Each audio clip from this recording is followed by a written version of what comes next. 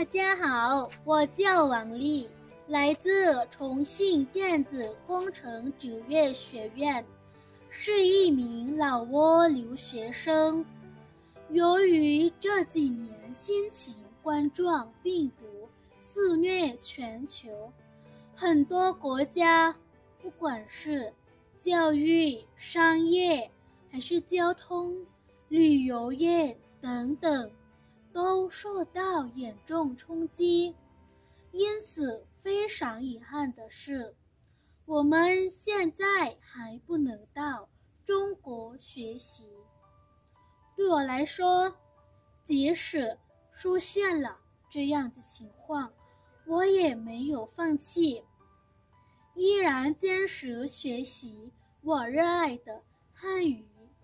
为了提升全球留学生，中国政府出台了新规，那是我们可以在线上学习。这对我来说是一件非常好的事，意味着我可以继续我之前的学习规划。每个人学习外语的目的都不一样。我学中文是因为着迷中国文化。在高中毕业后，我也想去中国留学。现在我在重庆电子工程职业学院的专业是信息安全。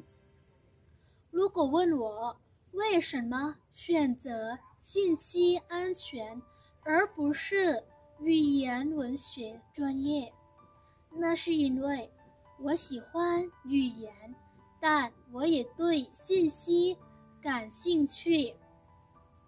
在我们的日常生活中，都会和信息打交道，这也可以帮助我以后和中国建立，例如贸易上的沟通，是我未来职业规划的一步。现在我只是在网上上课，但中国的老师们非常关心我们，按照课程耐心地对我们教学解释。我掌握了很多相关知识，现在我希望疫情会快过去。我已经迫不及待想去重庆跟老师们面对面的学习。为了更好提升自己，我参加了这次汉语比赛。我比赛的内容是朗诵，朗诵名称关于幸福，作者钱万成。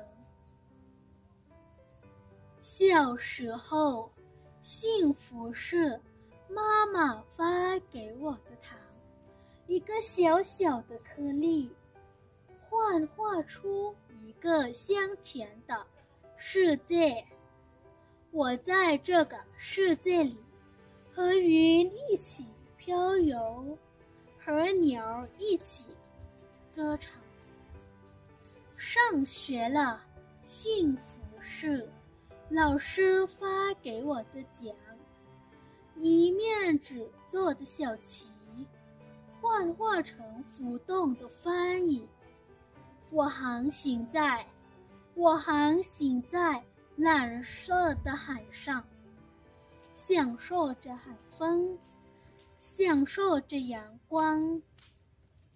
今天我才明白，幸福时刻在变，就像大卫·威廉斯的魔术一样。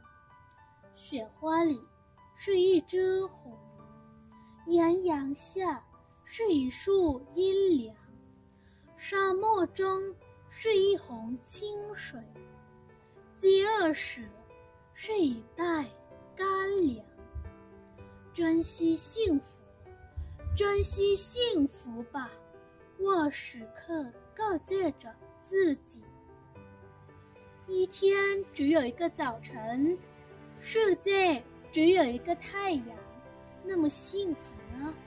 幸福就是这早晨的天空和阳光。我愿每一天都能与大家共享幸福。幸福就是这早晨的天空和阳光。我愿每一天都能与大家共享。谢谢。